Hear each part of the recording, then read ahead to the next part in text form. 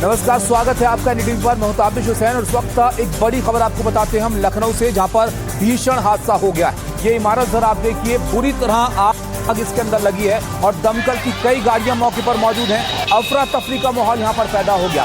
3 मंजिला बिल्डिंग थी और जब इसमें आग लगी तो उसके बाद आसपास आप देखिए जरा, लोग हैरान परेशान थे कि किस तरह से आग का फैलाव यहाँ पर हुआ है। अब कोशिश इस बात की है कि इस पर पूरी तरह से काबू पाया जाए, क्योंकि इस इमारत के अंदर अब भी दाखिल होना एक बड़ी चुनौती फायर फाइटर्स के लिए बनी हुई है। भीषण आग लगी है। अलीगंज इलाका है, अलीगंज में पूर्णिया जगह है जहां पर यह बिल्डिंग थी। 3 मंजिला इस बिल्डिंग में आग लगी और पूरी तरह से इस आग की जद में ये बिल्डिंग आ गई है। यहाँ पर जान बचाने के लिए कुछ छात्र नीचे कूदते हुए भी यहाँ पर देखे गए हैं, जिसमें एक को गंभीर चोट आई है, कमर उसकी टूट गई है। ये बताया जा रहा है प्रत्यक्षदर्शियों के द्वारा। फंसे हुए लोगों को बचाने की कोशिश अब यहाँ पर की जा रही है। रूम को चेक करो, एक एक जगह को। जब सब कुछ खाली हो जाए तभी हम कुछ कहेंगे। अभी सभी चिकित्सकों को, अस्पताल को और एम्बुलेंसेज को अलर्ट मोड पे रखा है। दीवार 2 जगह तोड़ी गई है, वहां से फायर ब्रिगेड कर्मचारी अंदर गए हैं और छत के रास्ते से भी अंदर गए हैं। टॉप फ्लोर पर अब एक भी कोई भी आदमी नहीं है, कोई बच्चा नहीं है। सेकेंड फ्लोर पर लोग प्रवेश कर गए हैं। आग बुझ गई है लेकिन धुआं है।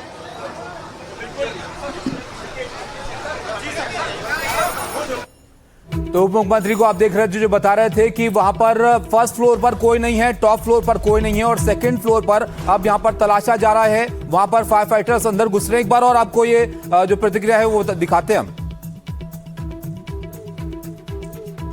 अस्पताल भेजा जा रहा है और एक एक बच्चा जब तक अंदर है, फायर ब्रिगेड कर्मचारी सभी कमरों की और वॉशरूम तक की एक एक निरीक्षण कर रहे हैं। जब तक पूरी तरह से कोचिंग सेंटर खाली नहीं हो जाता तब तक प्रशासन की ये कार्रवाई जारी रहेगी। धुआं अधिक है इसलिए कुछ दिख नहीं रहा है। एग्जॉस्ट फैन अतिरिक्त लगाए गए हैं, दीवार तोड़ी गई है, दूसरे रास्ते भी बनाए गए हैं।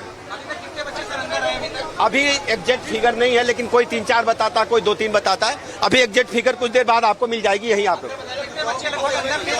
अंदर सभी बच्चों को निकाल लिया गया है और 3-4 बच्चों।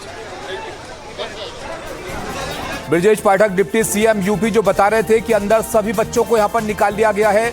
जो फायर ब्रिगेड है वो यहाँ पर कूलिंग का काम कर रही है। उसके बाद तलाशा जाएगा पूरी इमारत को कि कोई अंदर फंसा हुआ तो नहीं है किसी भी जगह पर। वॉशरूम या अंदर जो कमरे हैं उन सबको यहाँ पर देखा जाएगा। लेकिन ये भीषण हादसा यहाँ पर हुआ है। बिल्डिंग जरा आप देखिए, भयंकर आग यहाँ पर लगी थी और जो सामने दीवारें थी जिसमें जंगला लगा हुआ था उसको गिराया है फायर फाइटर्स ने और उसके बाद फिर अंदर जो आग फैली हुई दिखी है उसने सबको यहाँ पर हैरान कर दिया। अब इस आग पर काबू पाने के लिए 6 से 7 गाड़ियां यहाँ पर दमकल विभाग की लगी हुई हैं और लगातार इस पर कंट्रोल करने की कोशिश यहाँ पर की जा रही है। राहत की बात यह है, डिप्टी सीएम ब्रजेश पाठक बता रहे थे कि सभी जो बच्चे अंदर थे उनको बाहर निकाल लिया गया है। अंदर फिलहाल कोई फंसा हुआ नहीं है, लेकिन उसके बाद भी पूरी इमारत को यहाँ पर पूरी तरह से तलाशा जाएगा कि अंदर अगर किसी कोने में किसी जगह पर कोई अगर फंसा हो तो उसको निकाला जाए। लेकिन इस घटना के बाद जो प्रत्यक्षदर्शी वहां पर मौजूद थे उनका क्या कहना था वो जरा आप देखिए। Officers and the workers of fire brigade, they have reached to the top floor and they're trying to calm the fire. So right now the action is happening right at the top floor, and on the first floor a few time ago police person told us that there is no casualty on the first floor. Things are clean in the first floor, and now they are working on the top floor right now. तो ये इमारत जरा आप देखिए, जो तस्वीरें उस वक्त यहाँ पर आई उसने सबको हैरान कर दिया। बहुत भयंकर आग यहाँ पर लगी हुई थी और 3 मंजिल की इस बिल्डिंग में पूरी तरह से आग की लपटें धधक रही थी। अब उसके बाद ये बड़ी राहत की बात यहाँ पर सामने आई है कि सभी को यहाँ पर निकाल लिया गया है। जो अंदर छात्र थे उनको सुरक्षित निकाल लिया गया है। डिप्टी सीएम ने इस बात की जानकारी खुद दी है। अब कूलिंग करके यहाँ पर उसके बाद तलाशा जाएगा इस बिल्डिंग को एक बार फिर से कि कोई फंसा तो अंदर नहीं है। घंटों इसमें मशक्कत करनी पड़ी है फायर ब्रिगेड को। अब कैसे ये आग लगी, क्या इसकी वजह थी, ये सब चीज़ें यहाँ पर देखी जाएंगी उसके बाद। लेकिन ये कोचिंग सेंटर जिसमें जिस वक्त ये आग लगी उसके बाद जो तस्वीरें यहाँ से सामने आई उसने सबको हैरान कर दिया। एक छात्र बताया जा रहा है कि जान बचाने के लिए ऊपर से कूदा, जो रेलिंग से टकराकर नीचे गिरा, उसको गंभीर चोटें आई हैं। जो प्रत्यक्षदर्शी वहाँ पर मौजूद हैं वो ये जानकारी दे रहे थे। इसके अलावा तुरंत जैसे ये आग की सूचना यहाँ पर मिली, फायर फाइटर्स वहां पर पहुंचे और इस आग पर काबू पाने की कोशिश की गई। लेकिन इस बिल्डिंग के आसपास एक रास्ता गुजरता है और सामने अफरा तफरी का माहौल था। जिस तरह की आग यहां पर लगी हुई थी उसे देखकर लग रहा था कि ये पूरी की पूरी बिल्डिंग यहाँ पर तहस नहस इसमें हो जाएगी। लपटें आप देख सकते हैं हम आपको पहले की, और आग पर जब काबू पाया गया है उसके बाद की तस्वीर यहाँ पर दिखा रहे हैं। बहुत कोशिश यहाँ पर करनी पड़ी है। सामने जंगला था, एक जाल लगा हुआ था, उसको गिराया गया है और उसको गिराने के बाद अंदर आग की लपटें धधक रही थी। ये सब चीजें कैमरे में रिकॉर्ड हुई हैं और एनडीटीवी के कैमरे ने आपको ये पूरा का पूरा हादसा दिखाया है। पल पल का अपडेट हम आप तक पहुंचा रहे हैं। बहुत भीषण आग की घटना यहां पर हुई थी। फिक्र इस बात की थी कि अंदर बच्चे मौजूद हो सकते थे, जिसको लेकर कोशिश की जा रही थी कि बहुत जल्द इस पर काबू पाया जाए। अब राहत की बात है कि सबको वहां से निकाल लिया गया। ये आग शॉर्ट सर्किट की वजह से लगी है, क्योंकि मैं आ रहा था इधर, मेरा आना जाना यही रास्ता है, तो मैंने देखा कि यहाँ पे आग लगी है और कम से कम 12-13 बच्चे अंदर थे, जिसमें से 4 ही 5 कूद पाए हैं अपने हाथ से अपनी लाइफ सेव करने। यहाँ पे पैट्री हाउस था, यहाँ जानवरों का इलाज भी होता था, लाइब्रेरी भी थी और भी 2-3 काम होते थे। हम यहीं से निकल ही रहे थे तब हम लोग ने देखा था और फायर ब्रिगेड भी काफी लेट आई है। अंदर लगभग 20 से 25 बच्चे हमारे हिसाब से अंदर हैं। अभी 5 से 7 बच्चे कूदे थे यहाँ से, एक बच्चा ऊपर से डायरेक्ट कूदा था तो उसकी साथ हड्डी वड्डी भी टूट गई है। पार्किंग से आग लगी, लेकिन ये है कि 7-8 बच्चे कूद के निकले हैं बाहर, लेकिन अभी 20-25 बच्चे फंसे हैं। हाँ, 20-25 बच्चे हैं अभी। अभी जब आए हुए थे तो थोड़ा सा धुआं उठ रहा था और मतलब लड़के जो यहाँ से निकाले गए, 4-5 जो लड़के निकल गए, बाकी के अंदर बोल रहे थे कि हाँ आई थी, लेकिन बहुत देर फायर ब्रिगेड ने काफी टाइम लगा दिया। देखा आपने, जो प्रत्यक्षदर्शी हैं वो बता रहे थे कि यहाँ पर पेट शॉप थी, उसके ऊपर गेमिंग शॉप थी और उसके ऊपर ये शायद यहाँ पर कोचिंग सेंटर था या लाइब्रेरी थी, जिसको लेकर यहाँ पर आशंका थी कि बच्चे अंदर फंसे हो सकते हैं। तुरंत कोशिश की गई, सूचना दी गई फायर ब्रिगेड को और फायर ब्रिगेड की गाड़ियां यहाँ पर मौके पर पहुंची, लेकिन जिस तरह की आग थी उससे इस पर काबू करने के लिए भी बड़ी मशक्कत यहाँ पर करनी पड़ी है। आगे जाल लगा हुआ था फ्रंट साइड पर, उसको तोड़ा गया और उसके बाद फिर अंदर आग बुझाने की कोशिश यहाँ पर हुई है। तस्वीरें आप देखिए, एक उस वक्त की तस्वीर है जब ये आग यहाँ पर लगी थी और एक बच्चा ऊपर से यहाँ पर कूदा जान बचाने के लिए और वो नीचे रेलिंग पर आके गिरा और जो प्रत्यक्षदर्शी बता रहे हैं गंभीर चोटें उसको आई हैं। उसके बाद इस आग पर काबू यहाँ पर पाया गया है।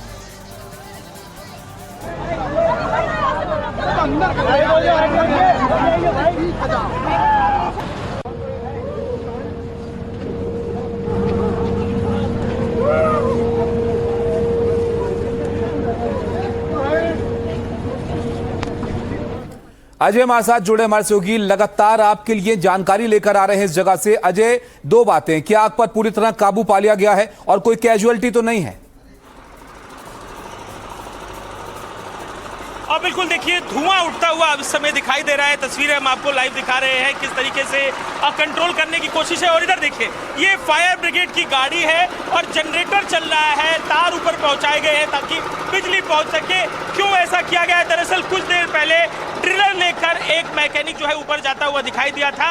कोशिश ये है कि जो ऊपर की तरफ आप देखिए, बगल में लगी हुई इमारत से जा रहा विजुअल है और ये बगल की इमारत से सीढ़ियों के जरिए एंटर करने की कोशिश है। अब एक बार जरा तस्वीरों को देखिए, टॉप फ्लोर पर भी अब पहुंच चुके हैं फायर ब्रिगेड के कर्मी जो हैं और एक बार जरा 360 डिग्री व्यू आपको यहाँ का दिखाते हैं और समझाते हैं कि क्या अभी की स्थितियां हैं। देखिए, पुलिसकर्मी यहाँ सैकड़ों की तादाद में फायर ब्रिगेड के कर्मी हैं जो मौजूद हैं और घटनाक्रम क्या कुछ घटा उस बारे में आपको डिटेल देते हैं। घटनाक्रम कैसे कैसे क्या कुछ घटा, दरअसल जो प्रत्यक्षदर्शी हैं उनका कहना है कि सबसे पहले जिस फ्लोर पर ये पानी जाता दिख रहा है उस फ्लोर पे आग लगी।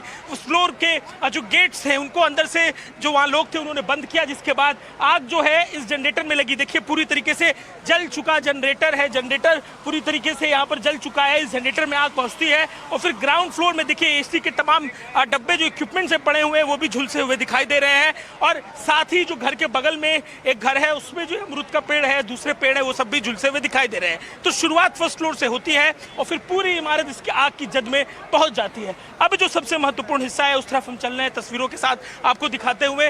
टॉप फ्लोर वो सबसे चैलेंजिंग स्पॉट है जिसकी चर्चा तमाम लगातार लोग कर रहे हैं कि जो लोग फंसे हैं ज्यादातर वो इसी टॉप फ्लोर पर है। तो देखिए, जो पुलिसकर्मी है, जो फायर ब्रिगेड की टीम है, व्यवस्था बनाने की कोशिश में है। यहाँ पर टॉप फ्लोर पर देखिए अब लोगों का जमावट आपको दिखाई देगा। जो फायर ब्रिगेड की टीम है वो टॉप फ्लोर पे पहुंच चुकी है और इसी में वो बताया जा रहा है कि जो कोचिंग थी वो मौजूद है, जहां पर से एक लड़का कूदता हुआ विजुअल्स में दिखाई दिया था। तो इस समय टॉप फ्लोर पर वो टीम पहुंच चुकी है। अलग अलग जरिए से पानी पहुंचाने की भी कोशिश है, लगातार पानी वहां पर पहुंचाने की कोशिश वहां पर की जा रही है ताकि जो पानी है उसके जरिए आग को काबू में किया जा सके। तो उसकी हालत के बारे में कोई जानकारी मिल पा रही है? कैसी आग की ताप थी और इस समय भी इस अजय, वो जो लड़का कूदता हुआ तस्वीरों में हमने देखा था वो टॉप फ्लोर से कूदा था क्या और उसकी स्थिति को लेकर कोई जानकारी मिल पा रही है क्या? बिल्कुल, देखिए जो प्रत्यक्षदर्शी थे उन्होंने जानकारी दी कि उसकी कमर टूट गई है, काफी चोट थी, विजुअल्स में ही दिख रहा था, काफी जख्म उसके शरीर पे दिख रहे थे और टॉप फ्लोर से वो गिरा था, विजुअल्स में भी दिखता है। और जो प्रत्यक्षदर्शी हैं वो भी बता रहे हैं जिस जगह पर अभी बिखरा हुआ मलबा है ठीक उसी जगह पर गिरता हुआ वो लड़का दिखाई दिया था। और अब जरा इन पुलिसकर्मियों की वेशभूषा को देखिए, जो गीली ड्रेस है, जो ऊपर की तरफ जो ताप है, ये केवल जो वाटर कैनन्स का पानी है उससे गीली हुई ड्रेस नहीं, बल्कि जो आग की ताप है। हम कुछ दूरी पर खड़े हैं इस समय, तकरीबन कुछ दूरी पर हम यहाँ पर खड़े इमारत से, लेकिन जो ताप है इमारत का उसको हम अनुभव कर पा रहे हैं, महसूस कर पा रहे हैं। तो अंदर जो लोग रेस्क्यू करने के लिए गए हैं उनके लिए क्या चुनौतियां हैं समझने की बात है। तो यहाँ पे देखिए अब ऊपर के फ्लोर तक पहुंच चुकी है टीमें और अब प्रायोरिटी ये है कि आग को काबू में किया जा सके। उप मुख्यमंत्री उत्तर प्रदेश के लखनऊ से विधायक ब्रजेश पाठक यहाँ पहुंचे हुए हैं, डीएम लखनऊ के पहुंचे हुए हैं, कमिश्नर पहुंचे हुए हैं, तमाम लोग पहुंचे हुए हैं। और इस बीच जो मुख्यमंत्री लगातार फॉलोअप ले रहे हैं अधिकारियों के माध्यम से। देखिए फिर अब कोई इक्विपमेंट लेकर यहाँ पर पहुंचते हुए जो कर्मी है दिखाई दे रहे हैं। इन्हीं के लिए वो बिजली की व्यवस्था की गई थी। पहले जो इक्विपमेंट आया उससे बात नहीं बनी, तो अब दूसरा इक्विपमेंट आया है ताकि जो अंदर घुसने के लिए, जो टॉप फ्लोर में घुसना इस समय चुनौती बनी हुई है, वो पूरा किया जा सके। बिखरा हुआ ये मलबा देखिए, ये जो बिखरा हुआ मलबा है पूरा, जो फर्स्ट फ्लोर पे पेट शॉप थी, पीछे हट रहे हैं हम, पीछे बिखरा हुआ मलबा जो फर्स्ट फ्लोर पे था उसको काबू में, जो उस मलबे में बिखरी हुई आग जो दिखाई दे रही है, बता रही है कि क्या कुछ अपने पीछे ही आग छोड़ के गई है। अंदर की तरफ कुछ व्हीकल्स हैं, बुलेट और दूसरी गाड़ियां हैं जो पूरी तरीके से जली और झुलसी हुई दिखाई दे रही हैं। आगे बढ़कर कैमरा पर्सन राजेश गुप्ता दिखाएंगे। जो विजुअल्स हैं वो बता रहे हैं कि किस तरीके से जो आग है वो अपने पीछे जो मशीनें थी, जो यहाँ पर तमाम बुलेट, जनरेटर और अलग अलग तरीके के हैवी मशीनरी थे, वो भी गले और बिखरे हुए दिखाई दे रहे हैं। तो क्या चुनौती है इस आग से समझा जा सकता है। लगातार अलग अलग हिस्सों से लखनऊ के फायर ब्रिगेड की जो टीमें हैं पहुंच रही हैं, इसके अलावा पुलिसकर्मी भी पहुंच रहे हैं। यूपी कमिश्नरेट में तैनात तमाम आईपीएस इस समय यहाँ मौजूद हैं। Bablu Kumar joint CP commissioner, इसके अलावा अपर्णा कुमार, तमाम अधिकारी यहाँ पर मौजूद हैं और व्यवस्था बनाने की कोशिश है। फायर ब्रिगेड के कर्मी से हमने पहले बात की, उन्होंने बताया कि फर्स्ट फ्लोर तो पूरी तरीके से क्लीन है, फर्स्ट फ्लोर पर कोई चुनौती नहीं है, फर्स्ट फ्लोर पर कोई दुर्घटना नहीं हुई। लेकिन अब जिस फ्लोर को लेकर सबसे ज्यादा तनाव है, अब देखिए यहाँ पर फिर से कुछ चलकदमी दिखाई दे रही है। जो पुलिसकर्मी है वापस अब ऊपर के फ्लोर से उतरते हुए देखिए दिखाई दे रहे हैं, सीढ़ी के जरिए उतरते हुए दिखाई दे रहे हैं। अंदर की तरफ ताप है। अब जरा ये एसी के जो डब्बे टंगे हुए दिखाई दे रहे हैं, ये बाहर की यूनिट है एसी की, जो लगभग हर घर में लगी होती है। उनके हाल को देखिए और समझिए कि यहाँ क्या घटना घटी है, किस तरीके की विकराल ये आग रही होगी। इस विकराल आग के बाद अब पीछे जो तस्वीरें हैं, जो विजुअल हैं, वो उसकी विकरालता को जाहिर कर रहे हैं। ये जो बिखरा हुआ मलबा आपको दिख रहा है, ये उस फ्लोर से गिराया गया। फर्स्ट फ्लोर में जब अंदर पानी नहीं पहुंच रहा था तो एक फ्लोर सीढ़ी चढ़कर फायर ब्रिगेड के कर्मी पहुंचते हैं, उस मलबे को गिराते हैं, फिर अंदर जो ताप दिखा वो भयावह था। और अब उसके बाद फर्स्ट फ्लोर पर पूरी तरीके से आग पर काबू पाया गया। लेकिन अभी भी लगातार आप देखिए इसके जरिए कोशिश की जा रही है कि आग को काबू में पाया जा सके। तो ये अंदर की तस्वीरें हैं, लेकिन जो सबसे ऊपर वाला फ्लोर है वही सबसे बड़ी पहेली है। उसी को लेकर तमाम जो प्रत्यक्षदर्शी हैं दावा कर रहे हैं कि कोचिंग जो थी वहां पर थी और उसी में बच्चे फंसे थे। एक व्यक्ति भी मिला जो बता रहा है कि उसके मामा का फोन आ रहा था कि अंदर फंसे हुए हैं, हालत खराब है और आधे घंटे से फोन नहीं मिल रहा है। तो अंदर की तरफ अब जा चुके हैं कुछ फायर ब्रिगेड के जो कर्मी हैं और तमाम प्रशासन के लोग जो है यहाँ पर मौजूद हैं। अजय, बहुत शुक्रिया आपका इन सब तस्वीरों के लिए। देखिए अभी भी हालात वहां पर चिंताजनक ही बने हुए हैं। अजय हमारे सहयोगी लगातार ग्राउंड जीरो से आपके लिए जानकारी लेकर आ रहे हैं। 3 मंजिला इमारत थी और ये आग इतनी भीषण थी कि अब काफी वक्त हो चुका है आग बुझाने की कोशिश करते हुए, लेकिन अब भी जो ऊपरी मंजिल है वहां तक पहुंचने की कोशिश यहां पर की जा रही है। इस पर सारा अपडेट हम आपको देंगे। तमाम जानकारी हमारे सहयोगी आपके लिए लेकर आ रहे हैं। फिलहाल आगे बढ़ते हैं और एक और महत्वपूर्ण खबर का यहाँ पर जिक्र करते हैं। देखिए अयोध्या में राम मंदिर दान गबन मामले में बड़ी खबर ये आ रही है कि गड़बड़ियों की शिकायतों को अनदेखा यहाँ पर किया गया। सूत्रों के मुताबिक ट्रस्ट के जिम्मेदार लोगों को गड़बड़ियों की शिकायत की जानकारी थी, लेकिन इन शिकायतों को राम के नाम पर अनदेखा कर दिया गया। जिम्मेदार लोगों को जब कुछ बताया जाता तो जवाब आता कि जाने दो, राम जी सब देख रहे हैं।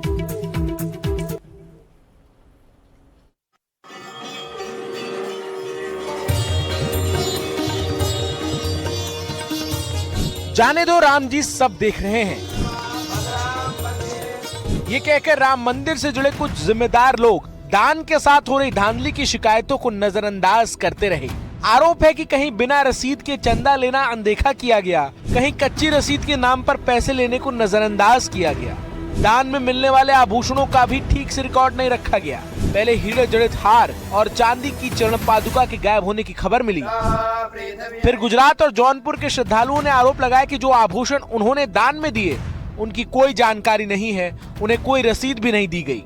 अब मुंबई के सिंधी समाज का आरोप है कि 2021 में दान की गई 200 किलो चांदी की रसीद उन्हें आज तक नहीं मिली। खाली हमें ये पता चल जाए खाली कि अगर उन्हें बरोबर यूटिलाइज किया गया है कि नहीं किया गया है, सही जगह लगाया है कि नहीं लगाया है, उसकी कोई रसीद वगैरह नहीं है, तो कम से कम प्रशासन को ये पता होना चाहिए कि वो वास्तव में सही यूज़ हुआ है राम मंदिर के लिए कि नहीं।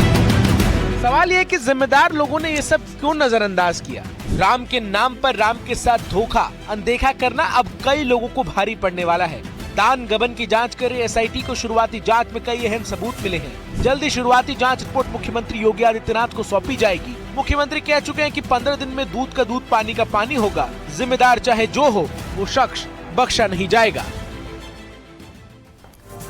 देखिए, राम मंदिर चढ़ावा चोरी विवाद बड़े खुलासे हुए हैं, वो संक्षेप में हम आपको बता देते हैं क्योंकि कई सारी बातें यहाँ पर निकलकर अब तक सामने आ चुकी हैं। पहले नंबर पर जो बात है उसमें ऑडिटर्स ने पहले ही यहाँ पर इस मामले को पकड़ लिया था कि कुछ फर्जीवाड़ा यहाँ पर हुआ, लेकिन उसको नजरअंदाज कर दिया गया। लंबे वक्त से बिना रसीद के चंदा लिया जा रहा था। छोटे छोटे चंदे के लिए रसीद यहाँ पर दी जाती है, लेकिन बड़ी बड़ी चीजें जो दान में दी गई उनकी रसीद नहीं दी गई और बगैर रसीद के चंदा ले लिया गया। कच्ची रसीद के नाम पर पैसों के गबन का खेल यहाँ पर हुआ और आभूषणों का कोई हिसाब ठीक से यहाँ पर नहीं रखा गया है, जिसको लेकर अब सवाल यहाँ पर खड़े हो रहे हैं। किसी की शिकायत होने पर डांट कर उसको छोड़ दिया जाता है, ना कार्रवाई होती है और ना ही व्यवस्था में कोई बदलाव उसके बाद किया जाता है। पहले मंदिर निर्माण के लिए चंदा आता था और अब मंदिर बनने के बाद भारी चढ़ावा यहाँ पर आने लगा है। चंदा चढ़ावे में बदल गया, लेकिन सिस्टम नहीं बदला है और इसी को लेकर अब ये सवाल यहाँ पर खड़े हो गए। नतीजा ये हुआ कि चढ़ावे में घोटाला हो गया है, जिसकी जांच एसआईटी कर रही है और शुरुआती जांच में ही कई गंभीर सवाल यहाँ पर इस जांच में अब तक खड़े हो चुके हैं। अब देखिए, इस पूरे मुद्दे पर विपक्ष बीजेपी को घेरने में यहां पर लगा हुआ है। जमकर सियासत इस मामले पर अब हो रही है। भारतीय जनता पार्टी ने यह साबित कर दिया है धर्म से ज्यादा उन्हें धन से प्यार है। ಈಗ ರಾಮ ಮಂದಿರ ಕಟ್ಟಾದ್ಮೇಲೂ ಕೂಡ ಅಲ್ಲಿಂದ ಕಳತನ ಆಗ್ತಾ ಇದೆ। 5,000 ಕೋಟಿಯಷ್ಟು ದುಡ್ಡು ಅಲ್ಲಿಂದ ಪೋಲಾಗಿದೆ ಅನ್ನತಕ್ಕಂತ ರಿಪೋರ್ಟ್ ಬರ್ತಾ ಇದೆ। ಪೂಜಾರಿನೇ ದುಡ್ಡು ಹೊಡಿತಾ ಇದ್ದಾರೆ। सीसीटीवी के फुटेज गायब है, जो खबरें आ रही हैं आप ही लोग दिखा रहे हो। और फिर उससे भी बड़ा दुखद बात यह है कि अधिकारी बताइए हमारे सनातन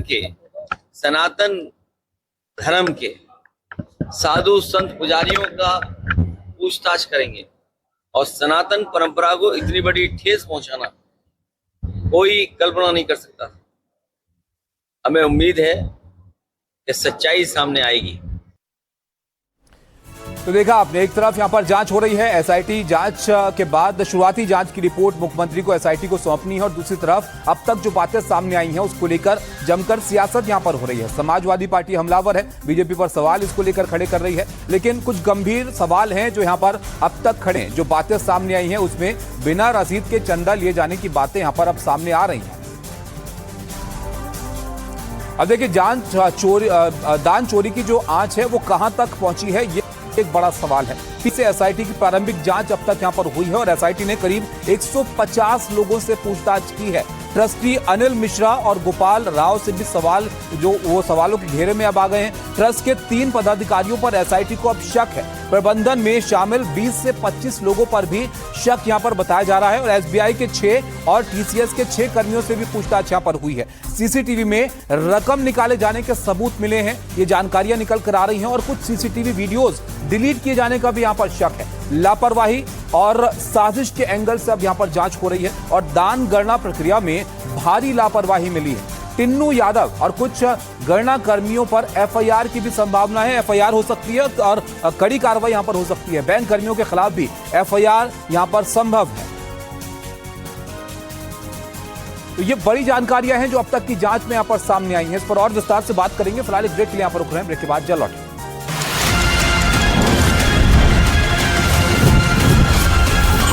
अब एक बड़ी खबर जयपुर से हम आपको बताते हैं, जहां पर जैश ए मोहम्मद की स्लीपर सेल का भांडाफोड़ हुआ है। बबीता नाम की महिला की गिरफ्तारी यहां पर की गई है और सोशल मीडिया से जैश के हैंडलर के संपर्क में थी बबीता। ऑनलाइन कलमा पढ़कर धर्म बदला है और पाकिस्तान भागने की फिराक में ये लगी हुई थी। तो जैश ए मोहम्मद की स्लीपर सेल को यहां पर पकड़ा गया है। ऑनलाइन माध्यम से ये जैश के संपर्क में थी और अब इसको यहां पर गिरफ्तार किया गया जयपुर से।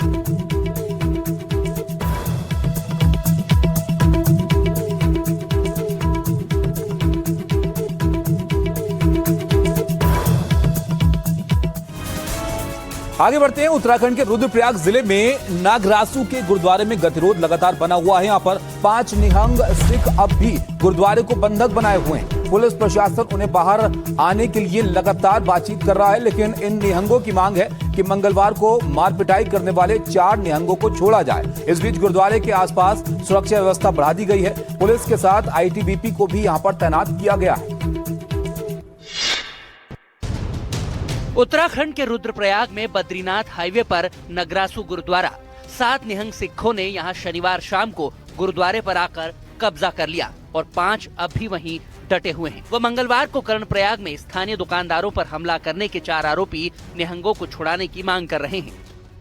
5 निहंग गुरुद्वारे की छत पर जमे हुए हैं और किसी को अंदर नहीं आने दे रहे। उन्हें समझा बुझाकर बाहर लाने की कोशिशें हो रही हैं। 2 निहंग सिखों को स्थानीय प्रशासन से माफी मांगने के बाद जाने दिया गया। इस बीच निहंगों ने गुरुद्वारा के बंधक बनाए गए एक सेवादार नवतेज सिंह को भी छोड़ दिया।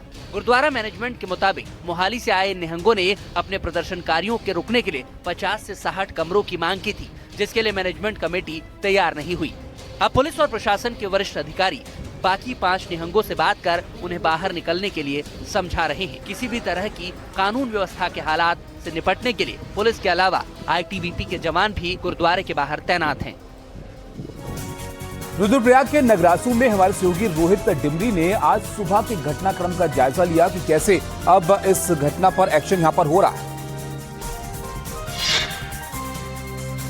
बद्रीनाथ हाईवे से सटे नगरासू में गुरुद्वारे में आप समझ सकते हैं तीसरा दिन है आज, और अभी भी जो 5 निहंग सिख हैं वह अभी भी इस गुरुद्वारा में कब्जा जमाए हुए हैं। आप ठीक सामने देख सकते हैं, ये वही गुरुद्वारा है जहां पर करीबन शनिवार दोपहर से जो 7 निहंग सिख थे वह कब्जा जमाए हुए थे। कल रात की बात है जब 2 निहंग सिखों ने जिला प्रशासन से माफ़ी मांगने के बाद वे यहाँ से चले गए, पर लेकिन अभी भी जो 5 निहंग सिख हैं वह अभी भी यहाँ पर कब्जा जमाए हुए। आज सुबह की घटना है जब एक निहंग सिख नीचे खाना लेने आता है तो उसके बाद ऊपर से जो 4 निहंग सिख हैं वो उसका बचाव करते हैं, पथराव करते हैं। ऐसे में जो स्थानीय लोग हैं वह भी भयभीत हैं किस प्रकार से जिला प्रशासन यहाँ पर कार्रवाई कर रहा है। लगातार तीसरा दिन है, अभी तक कोई भी कार्रवाई पूरी तरीके से नहीं हो पाई है। ITBP के पुलिस के जवान लगातार यहाँ पर तैनात है, पर लेकिन उसके बावजूद भी घटनाक्रम कह सकते हैं लगातार बढ़ रहा है और जो समाधान है वह अभी तक नहीं हो पाया। हमारे साथ कुछ स्थानीय लोग भी हैं, उनसे जान लेते हैं कितना भय का माहौल आप देख रहे हैं। पहले अपना नाम बताइए, कौन है? सर मेरा नाम सतीश राणा है और मैं BDC मेंबर हूँ यहाँ से। सर भय की स्थिति तो बनी हुई है,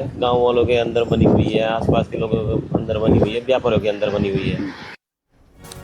देखिए, पूरा विवाद बीते मंगलवार कर्णप्रयाग के बाजार से शुरू हुआ था, जहां पर पार्किंग को लेकर कुछ निहंग सिखों की स्थानीय दुकानदारों से बहस हुई। इसके बाद निहंगों ने तलवार चलाकर कुछ लोगों को घायल कर दिया और इसके बाद 4 निहंगों को गिरफ्तार किया गया। उत्तराखंड सरकार ने कर्णप्रयाग में हुई झड़प की जांच के आदेश भी दिए हैं।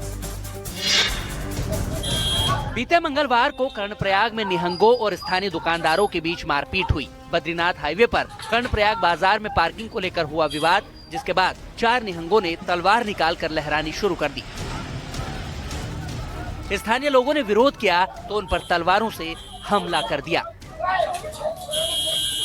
हेमकुंड साहिब गुरुद्वारा से लौट रहे इन निहंगों के हमले में 4 स्थानीय लोग घायल हो गए। घायलों में एक की हालत गंभीर थी, उसे तुरंत एयर एम्बुलेंस से देहरादून भेजा गया। इसके बाद पुलिस ने मोहाली के रहने वाले इन 4 निहंगों को गिरफ्तार कर लिया। इस बीच कुछ निहंग नगरासू गुरुद्वारा पहुंचे और रविवार को प्रस्तावित विरोध प्रदर्शन का समर्थन करने की मांग की। 50 से 60 कमरों की मांग की, जिसमें प्रदर्शनकारियों को ठहराया जा सके, लेकिन गुरुद्वारा प्रबंधन ने उनकी मांग नहीं मानी, जिसके बाद वो गुरुद्वारे में घुस गए। तीसरी मंजिल पर पहुंचकर उस पर कब्जा कर लिया। एक सेवादार को भी बंधक बना लिया गया था, लेकिन जिसे बाद में छोड़ दिया गया। अब खबर बिहार से, जहां पर भोजपुर के भरत भूषण तिवारी के एनकाउंटर के मामले में दो बड़े अपडेट यहां पर निकल कर आए हैं। पहला अपडेट, बिहार सरकार ने यहां पर जांच आयोग का गठन कर दिया है। हाईकोर्ट के रिटायर्ड जस्टिस अब इस मामले की जांच करेंगे। शाहबाद के डीआईजी को पर्यवेक्षक यहां पर बनाया गया। पुलिस मुख्यालय की ओर से इनको पर्यवेक्षक बनाया गया और निष्पक्ष जांच के लिए आयोग का गठन हुआ।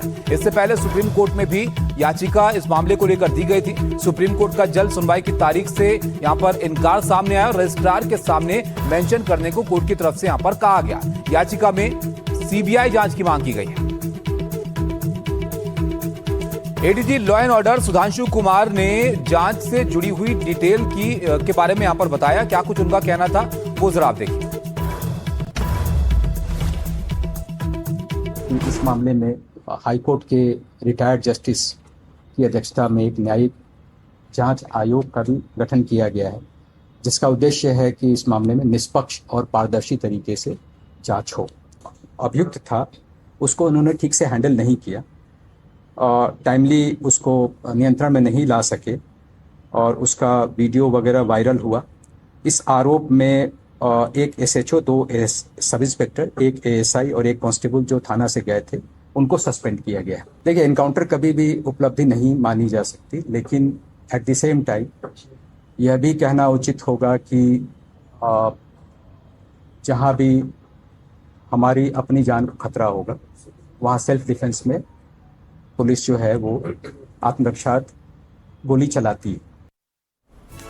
इससे पहले आप देखिए, भरत तिवारी का केस सुप्रीम कोर्ट के दरवाजे तक पहुंचा, जिसमें एनकाउंटर की जांच की मांग यहां पर की गई है। क्या कोर्ट की तरफ से इस पर कहा गया वो भी आपको बताते हैं।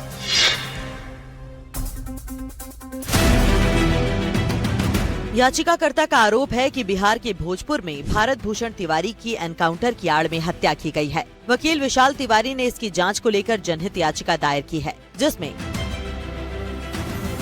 एनकाउंटर की सीबीआई जांच की मांग की गई है, जिसमें स्वतंत्र समिति गठित करने की मांग है। सुप्रीम कोर्ट और रिटायर्ड जज की अगुवाई में जांच, साथ ही आरोपी पुलिसकर्मियों पर एफआईआर दर्ज करने की मांग की गई है।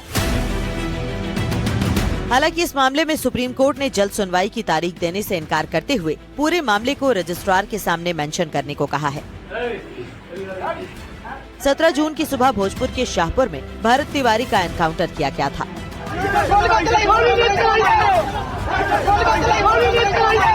बिलौती गांव में हुई इस मुठभेड़ से पहले भरत के हथियार फेंकने का वीडियो भी सामने आ चुका है। हथियार इनको दे दिया गया और हथियार इनको दे दिया गया, इसलिए इस एनकाउंटर पर सवाल उठ रहे हैं। अब ये भी आप देखिए कि पुलिस इस मामले में क्या कह रही है। पुलिस का दावा है कि भरत ने पुलिस पर कई राउंड फायरिंग की, जिसके बाद आत्मरक्षा में पुलिस ने उसका एनकाउंटर यहां पर कर दिया। लेकिन इस बीच एक ऐसा वीडियो सामने आया जिसने पुलिस की पूरी थ्योरी को ध्वस्त कर दिया है। आपको दिखाते हैं कि उस दिन असल में हुआ क्या था। शस्त्र डालने में मेरा कोई समस्या नहीं, जब मांगे मेरी जो पूरी होगी तो शस्त्र डाल दिया जाएगा, इसमें कोई समस्या नहीं है। और अगर इसके बाद इन लोगों ने कुछ छल किया या झूठ मूठ का कुछ ऐसा भी कुछ भी किया तो समाज और देश के लोग आप समझना इसके बाद कि ऐसे लोगों का क्या इलाज करना है। अगर मैं जिंदा रह गया और ये सब मेरे साथ कुछ ऐसा गलत नहीं किया तो आऊंगा, तो फिर उसके बाद मेरे द्वारा भी छल ही सिर्फ किया जाएगा, सामने से युद्ध नहीं होगा। उसके बाद अगर छल करेगा तो छल ही होगा। इसी के साथ मांगे पूरी होने का संभावना अब दिख रहा है और समाज में और देश में बदलाव आने का भी संभावना दिख रहा है यहीं से। तो चलिए, हथियार रख दिया जाता है, लीजिए, भरोसा कीजिए, फेंक दें, रुकिए, लीजिए, हथियार इनको दे दिया गया। और भरत तिवारी ने हथियार फेंक दिया, सरेंडर करने के लिए आगे बढ़ा। उसके बाद भी पुलिस ने उसे गोली मार दी। भरत की मां इस मामले में सिर्फ इंसाफ चाहती हैं। क्या कुछ उसके परिवार का क्या कहना है वो भी आप देखिए। मंत्री से आप कुछ कहना चाहेंगे, क्योंकि मुख्यमंत्री ने एसआईटी जांच के आदेश इसमें दे दिए। मुख्यमंत्री पर हम का विश्वास करें? विश्वास नहीं है ना। मुख्यमंत्री आदेश दिलन कि लड़का पागल हो गया, तो पागल हो गया लड़का, तो मुख्यमंत्री के आदेश करे के चाहिए कि लड़का को पकड़ के पकड़ खाना में डाल दीजिए। मारे के तो कोई अधिकार नहीं के ना, क्योंकि घर ना उजाड़ सकेला मुख्यमंत्री। उसने पिस्टल फेंक दिया था, उसके बाद मारा। पिस्तौल फेंकवा कहा ना, 3 गो शरीयत पूरा कल गई बा। कहा था प्रशासन की आपको जौन जन समाज खातिर मांग है तन हम पूरा करेंगे, आप पिस्तौल बिक दीजिए। तो ठीक बा, हमारा ये चाहिए। लेकिन हमारे बिक दिला बा। बिगला के बाद गोली हे पैर में मारल बा एगो, ओकरा बाद हेजा 2 गो मारल बा, और ओकरा बाद गाड़ी में ले जाके हेजा मारल बा, ओकरा बाद हेजा मारल बा गोली। हमारे भी सबूत में हम रखले बानी। 4 गोली मारल, 5 गोली 5 गोली मारल बा, सबूत बा हमरा भी, हम सबूत रखले बानी। अब आपको दिखाते हैं 4 बजे की क्राइम से जुड़ी हुई 4 बड़ी खबरें।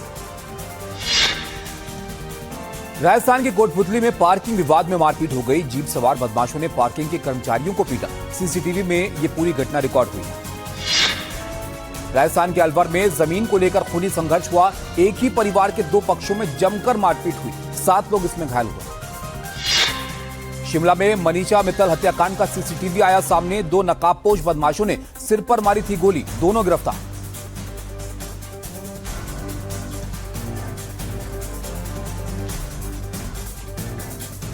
आगे बढ़ते हैं और एक और बड़ी खबर आपको बताते हैं। स्विट्जरलैंड में अमेरिका ईरान के बीच पहले दौर की वार्ता पूरी हुई है और ईरानी नेताओं ने अमेरिकी डेलीगेशन के साथ फोटो यहां पर नहीं खिंचवाई, हाथ मिलाने से भी इनकार कर दिया। ट्रंप की धमकी से ईरानी नेता इस बातचीत के दौरान भड़क गए। धमकी के बाद ईरानी डेलीगेशन ने वॉकआउट तक कर दिया है।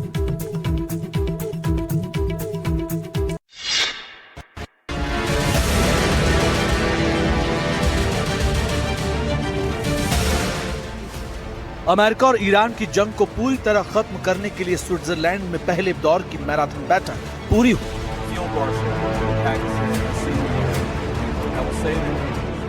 दोनों ध्रुव विरोधी देशों ने अगले 60 दिनों में अंतिम समझौते तक पहुंचने के लिए हामी भर दी। ईरान के विदेश मंत्री अराक्ची ने डील की बड़ी शर्तें भी जारी की। इसके मुताबिक 60 दिनों में फाइनल डील का रोड मैप बनेगा। निगरानी के लिए हाई लेवल कमेटी का गठन होगा। न्यूक्लियर प्रोग्राम और प्रतिबंधों पर बने वर्किंग ग्रुप्स, हॉर्मुज के लिए विशेष कम्युनिकेशन लाइन, व्यापारिक जहाजों की सुरक्षित आवाजाही पर सहमति, गलतफहमी और सैन्य टकराव रोकने की कोशिश, लेबनान में हमले रोकने के लिए विशेष सेल। हालांकि इस दौरान दोनों देशों के बीच कड़वाहट और अविश्वास फिर सरेआम उजागर हो गया। ईरान के डेलीगेशन ने हैंडशेक और फोटो सेशन कार्यक्रम में शामिल होने से साफ इनकार कर दिया। बड़ी मशक्कत के बाद तो ये लोग यहाँ पर बातचीत की टेबल पर पहुंचे थे, लेकिन वहां पर भी गर्मा गर्म बहस जो है वो होती हुई नजर आई है। स्विट्जरलैंड में बंद कमरे के भीतर जब अमेरिका और ईरान के बीच शांति की नई इबारत लिखने की कोशिश शुरू हुई, तभी ट्रंप ने एक ऐसा बयान दे दिया जिसने ईरान का गुस्सा 7वें आसमान पर पहुंचा दिया और ईरानी नेताओं ने यहाँ पर बातचीत की टेबल से वॉकआउट तक कर दिया।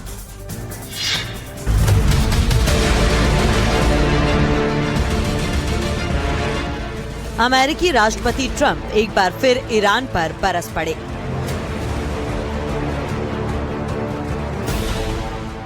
जब स्विट्जरलैंड में दोनों देशों की बैठक चल रही थी, उसी वक्त ट्रंप ने 2 सुलगते मोर्चों पर ईरान को खुली धमकी दे दी। पहला है लेबनान और दूसरा है हॉर्मुज। ट्रंप ने कहा कि ईरान को हिजबुल्लाह के लड़ाकों को तुरंत रोकना होगा, जिन्हें ईरान मोटी रकम देता है और वो लगातार मुश्किलें खड़ी कर रहे हैं। अगर वो नहीं माने तो हम ईरान पर फिर बड़ा हमला करेंगे। इसके साथ ही ट्रंप ने स्ट्रेट ऑफ हॉर्मुज को लेकर भी ईरान को बड़ी धमकी दी। अगर फिर हॉर्मुज बंद हुआ तो तुम्हारा कोई देश नहीं बचेगा। जरूरत पड़ी तो हॉर्मुज पर कब्जा कर लेंगे और वहां से गुजरने वाले जहाजों से टोल वसूलेंगे। ट्रंप की इन धमकियों से ईरान भी नाराज है। रिपोर्ट्स के मुताबिक धमकी के विरोध में ईरानी डेलीगेशन मीटिंग छोड़कर बाहर आ गए। अब देखिए, बातचीत होती है, नहीं होती है, या क्या यहाँ पर आम सहमति बन पाती है, ये तो दुनिया भर की निगाह इस पर लगी हुई है। हम भी आपको अपडेट्स पर देंगे।